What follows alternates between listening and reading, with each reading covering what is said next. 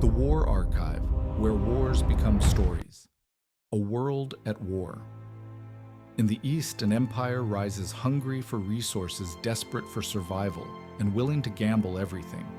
In the West, a giant stirs wealthy, powerful, but untested against an enemy so determined. When Japan struck across the Pacific in 1941, it set in motion one of the most brutal and decisive conflicts in human history. Cities would burn, armies would collapse, and new weapons would unleash destruction unlike anything seen before. But why did Japan take the gamble? And how did a war that began with thunder at Pearl Harbor end with fire and atom over Hiroshima? This is the story of the Pacific War, a quiet room in Tokyo, late 1941. Inside the Imperial Japanese General Headquarters, officers lean over a document stamped secret. It is not just a plan, it is a vision how to bring down a nation far larger, far richer, and far stronger. The ink on the page carries the weight of life and death, empire and ruin. The generals speak of timing of striking before the enemy can fully awaken. Their words echo with a dangerous confidence Japan must gamble everything or lose everything. The map before them stretches across the Pacific, where every island and harbor becomes a piece in a vast game of survival. Two questions burn beneath the strategy. Why would Japan risk war with the Western powers, especially the United States? And once the choice was made, how could they possibly fight a war against such giants? These questions are not asked lightly. They are the foundation of Japan's destiny. The answers lie not only in military ambition, but in desperation, pride, and a belief that the enemy's will could be broken. With this vision, the path toward Pearl Harbor was set in motion. And once the first bombs fell, there would be no turning back. 3 years before Pearl Harbor, Japan had already been at war. Since 1937, its armies fought a brutal campaign in China, a war that drained resources and demanded new conquests to sustain the empire. By 1940, with France collapsing under Germany's Blitz, Japan seized an opportunity: the invasion of French Indochina. It was a move meant to strangle China's supply lines, and it succeeded with ease. But Japan wanted more than territory. It wanted legitimacy. That same year, Tokyo signed the tripartite pact with Germany and Italy joining the Axis. The message was clear: Japan stood alongside the victors, reshaping the world. Some within Japan's government hoped this alliance would intimidate Washington, persuading the United States to back away from its growing hostility. Instead, the gamble backfired. America saw Japan's moves not as strength, but as aggression. In July 1941, the United States struck back with an oil embargo and froze Japanese assets held in American banks. Overnight, the lifeblood of Japan's war machine fuel was cut off. In Tokyo, naval leaders calculated with cold precision within 2 years their oil reserves would be gone. The empire would grind to a halt. For Japan, the choice now sharpened into a single blade: submit to American pressure or fight for survival. And the path they chose would change the course of the world. Japan's empire was vast, stretching from Korea to China, but it was fragile, built on borrowed fuel. Without oil, rubber, and iron, its armies and fleets would wither. The embargo meant that within months, Japan would be fighting a war it could not supply. Survival demanded action, and the targets were obvious: the resource-rich colonies of Malaya and the Dutch East Indies. But seizing them would not be simple. Standing in the way was the Philippines, a chain of islands under American control. To Tokyo's generals, those islands looked like a dagger aimed at Japan's shipping routes. If war came, the Philippines could become the launch pad for an American counterattack and a stranglehold on Japan's lifeline. The High Command began to speak of empire, not as ambition, but as necessity. Oil fields in Sumatra, tin from Malaya, rubber from the jungles, all became promises of survival. Without them, Japan's war in China, its fleet, its empire itself would collapse. In their war rooms, Japanese planners imagined a fortified defense perimeter stretching across the Pacific.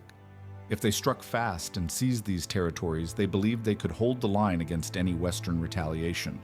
It was a gamble that assumed America would not have the will to pay the cost of breaking through. In Tokyo, leaders placed their hopes on a single belief: that America, though powerful, was rational.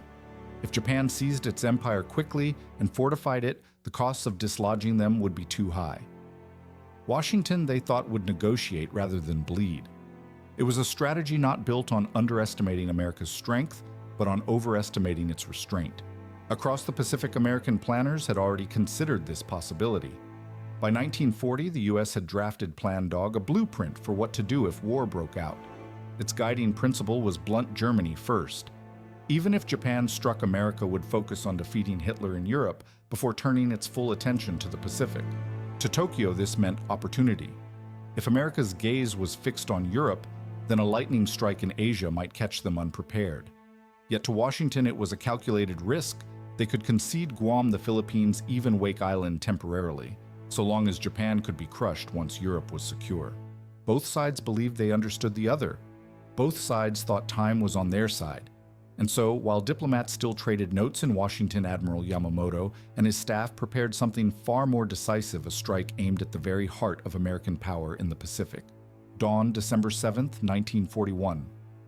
Over the Pacific horizon, the sky darkened with the silhouettes of Japanese bombers and torpedo planes. Below them lay Pearl Harbor, the pride of America's Pacific Fleet, still at anchor, still unsuspecting. Within minutes, the stillness of Sunday morning shattered into fire and steel. Explosions ripped through the harbor as torpedoes slammed into battleships. The USS Arizona erupted in a fireball so violent that sailors were thrown into the sea, their skin burned raw. Survivors later recalled the sound not as thunder, but as a scream of metal tearing apart. More than 2,000 Americans died in less than 2 hours. For Japan, the attack was a staggering success. 8 ships sunk or crippled, hundreds of aircraft destroyed America's naval pride, left in ruins. Admiral Yamamoto had hoped the strike would achieve 2 things: shatter American morale and erase the U.S. Navy's advantage before Japan's empire could be secured. Yet even in triumph, cracks appeared. The American aircraft carriers, the true backbone of naval power, were not in port that morning. They survived untouched. And while the flames still raged at Pearl Harbor across the United States, a stunned nation was already uniting, not retreating. Yamamoto himself, the architect of the strike, would murmur words that would haunt history: "I fear all we have done is to awaken a sleeping giant." In the weeks that followed, Pearl Harbor, Japan moved with breathtaking speed. Armies and fleets surged across Southeast Asia, striking at European colonies weakened by years of war in Europe. Within days, British Malaya was under attack, and Singapore, once called the Gibraltar of the East, stood in peril. By February 1942, Singapore had fallen. More than 80,000 British, Indian, and Australian troops were marched into captivity. Winston Churchill would call it the worst disaster in British military history. To many in Asia, it was proof that Western empires were not invincible. Meanwhile, in the Dutch East Indies, the story was even shorter. The Dutch, cut off from their homeland by Germany's conquest, could muster little resistance. Their colonial rule had long been unpopular among Indonesians, and when Japan arrived, the empire collapsed in weeks. Oil fields in Sumatra, tin and rubber across the archipelago all now belonged to Tokyo. Japan had achieved in months what European powers had built over centuries. The empire stretched like a vast shield across the Pacific, rich in the resources it had so desperately needed. But one obstacle remained: the American stronghold in the Philippines. And there the fight would prove far more bitter. Hours after Pearl Harbor, Japanese bombers roared over Clark Field in the Philippines. Rows of American aircraft sat wingtip to wingtip, caught in the open while refueling. In a single strike, half the U.S. Army's bombers were reduced to smoking wrecks. The islands were left defenseless before the invasion even began. General Douglas MacArthur commanded the defense. His troops, American and Filipino alike, fought with grit, but lacked food, medicine, and modern weapons. Driven back, they dug into the Bataan Peninsula, a narrow strip of jungle and mountain where hope withered under starvation and disease. Yet still they held. By April 1942, their strength finally broke. 78,000 men laid down their arms, the largest American surrender in history. What followed seared itself into memory: the Bataan Death March. Prisoners were forced to walk over 60 miles under the blazing sun, beaten, starved, executed at random. Thousands never reached the camps alive. MacArthur had already escaped by order of Washington, vowing with clenched jaw, "I shall return." For those left behind, the promise felt like a distant echo against the brutality of captivity. Japan had won the Philippines, but in doing so, it had forged America's first great war hero and planted the seed of its own reckoning. Even as the Philippines fell, Japan pushed deeper. To the west, its armies surged into Burma, seizing the lifeline that carried Allied supplies into China. For years, the Burma Road had kept Chiang Kai-shek's forces alive. Now it was choked under Japanese control. In the steaming jungles, British and Chinese soldiers fought desperate retreats, while disease and exhaustion claimed nearly as many lives as bullets. To the south, Japan looked toward New Guinea and the strategic port of Port Moresby. From there, they could threaten Australia itself. But the Allies had no intention of letting them advance unchecked. In May 1942, fleets clashed in the Coral Sea, the first naval battle fought entirely by aircraft launched from carriers' ships never seeing one another in direct fire. The outcome was paradoxical. Japan sank more Allied ships, but two of its fleet carriers were left crippled and unable to fight again soon. For the Allies, holding Port Moresby was a victory of survival. For Japan, those damaged carriers would prove a fateful loss, for just 1 month later, they would be needed and absent at Midway. The tide of fortune was shifting almost imperceptibly. Japan still held the initiative, but its edge was blunting. Ahead lay the battle that would decide the balance of the Pacific. June 1942. In the middle of the Pacific, tiny specks of land called Midway became the fulcrum of a global war. Admiral Yamamoto, the mastermind of Pearl Harbor, launched a grand plan to lure America's fleet into a trap and finish the job once and for all. 4 Japanese carriers bristling with aircraft steamed toward battle. But Yamamoto did not know his enemy had already broken Japan's naval codes. American intelligence knew the target, the timing, and the trap. Admiral Chester Nimitz waited with carriers hidden northeast of Midway, ready to spring his own ambush. The clash was brutal and sudden. Waves of American bombers were slaughtered as they attacked, many never reaching their targets. Then, almost by chance, 3 squadrons of dive bombers arrived overhead as Japanese carriers sat vulnerable, their decks crowded with refueling planes. In less than 5 minutes, 3 carriers were burning wrecks. A 4th followed hours later. The shock was staggering. Japan had lost the heart of its carrier fleet, and with it, the initiative in the Pacific. Midway was more than a naval battle, it was a turning point of history. For the first time, Japan was no longer advancing. From this moment, it would be forced onto the defensive step by bloody step. With Midway behind them, the Allies struck back. Their first target, Guadalcanal, a jungle-covered island in the Solomon Chain. In August 1942, U.S. Marines stormed ashore, seizing an unfinished Japanese airfield. What followed was 6 months of some of the most brutal fighting of the war battles, waged not only against the enemy, but against malaria mud and starvation. Japanese reinforcements poured in by night across the Tokyo Express, while American ships and planes tried to choke them off by day. The island became a graveyard of men and machines. Soldiers recalled the stench of rotting jungle, the constant buzzing of insects, and nights filled with screams and gunfire. Guadalcanal was not just a battlefield, it was a test of endurance. By February 1943, the outcome was clear. Japan, unable to sustain its losses, abandoned the island. The Allies had their first major victory on land, and with it, a new strategy emerged: island hopping. Instead of retaking every occupied island, the Allies would leap from one stronghold to another, bypassing Japanese garrisons and cutting them off to wither. Guadalcanal had cost dearly, but it proved that the tide of war could be turned. Now, with each island seized, the Allies moved one step closer to Japan itself, and the next step would carry them into the heart of the Marianas. June 1944. The Allies struck at Saipan, a jewel of the Mariana Islands. For Japan, the stakes were nothing less than survival. Saipan lay within range of the new American B-29 bombers. If the island fell, Tokyo itself could be bombed. Japanese soldiers and civilians alike were told there could be no surrender. The fighting was ferocious. American Marines clawed their way through caves and ridges, facing defenders who refused to yield. Entire Japanese units launched nighttime banzai charges, waves of men charging into gunfire with bayonets, grenades, even bamboo spears. One final charge involved over 4,000 soldiers in a desperate doomed assault. It was annihilated in hours. But the tragedy did not end with the soldiers. Civilians, convinced by propaganda that Americans would torture or kill them, leapt from cliffs with their children in their arms. U.S. troops stood helpless, shouting that they would be spared, but the fear was too deep. Saipan became not only a battlefield but a place of mass suicide. When the island finally fell, Japan was shaken to its core. For the first time, the emperor's advisors admitted defeat might be possible. And as the smoke cleared, another figure prepared to step back onto the stage of history, General Douglas MacArthur returning to the Philippines, October 1944. The surf of Leyte Gulf churned with the largest naval battle in human history. Hundreds of ships clashed across the Philippine Sea as Japan launched every weapon left in its arsenal to stop the American landing.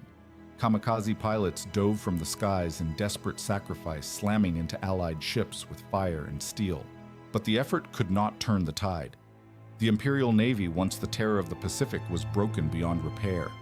Carriers, battleships, destroyers lost in waves of explosions and oil fires. In those waters, Japan's sea power died. The Philippines' gateway to Southeast Asia was slipping from its grasp. Then, through the smoke and the surf, a tall figure waded ashore. General Douglas MacArthur, who had vowed 2 years earlier to return, now kept his promise. His words broadcast to the Filipino people rang with triumph, "I have returned. By the grace of Almighty God, our forces stand again on Philippine soil." The battles ahead would be bloody, but the symbolism was undeniable. America was back in the islands it had lost, and Japan was crumbling. The empire was being pushed step by step toward its home shores, where even darker battles awaited. By early 1945, the war crept closer to Japan's home islands.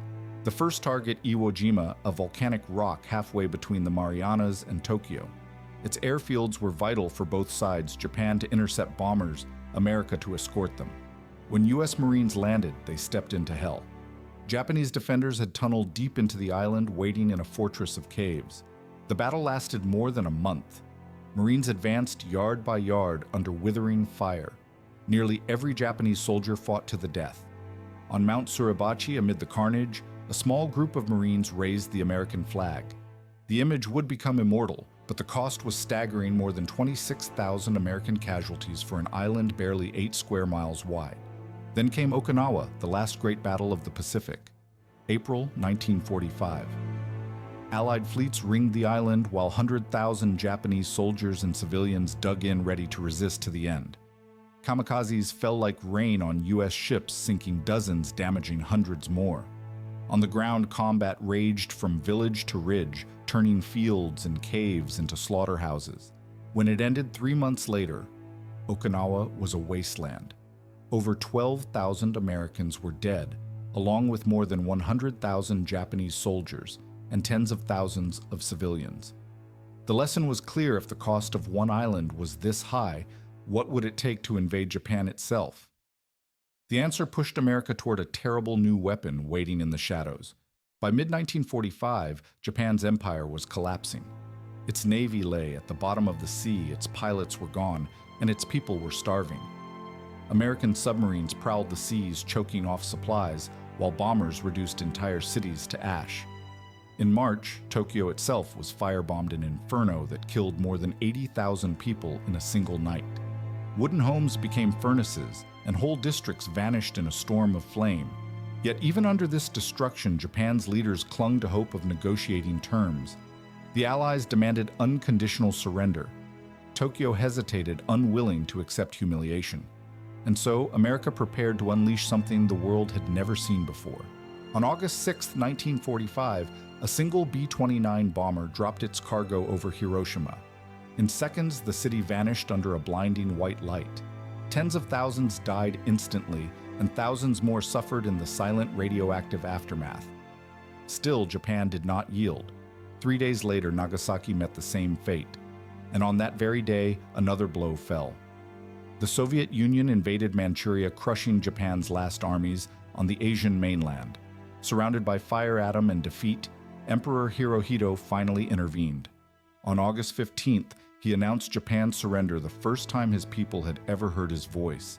The Pacific War was over. But its ending left the world staring into a future forever changed. When the guns finally fell silent, Asia lay scarred. Cities were ash heaps, villages destroyed, and millions of lives lost. Japan's empire, once stretched across oceans, had vanished overnight. For those who survived, the memory was not of glory, but of hunger, captivity, and loss. The Pacific War ended with firestorms and the atom weapons so destructive that they reshaped humanity's understanding of war itself. Hiroshima and Nagasaki were not just the final blows, they were the threshold of a new age where one bomb could erase a city. Even now, questions linger. Was Japan defeated by the strength of its enemies or by the weight of its own impossible ambition? Could anything have stopped the march to war once the first embargoes, invasions, and retaliations had begun? History does not answer, it only warns. In the ruins of Tokyo, amid hunger and ashes, ordinary people rebuilt their lives. Yet the shadows of the Pacific War remain a reminder of what happens when nations gamble everything on empire and discover the true cost only at the end.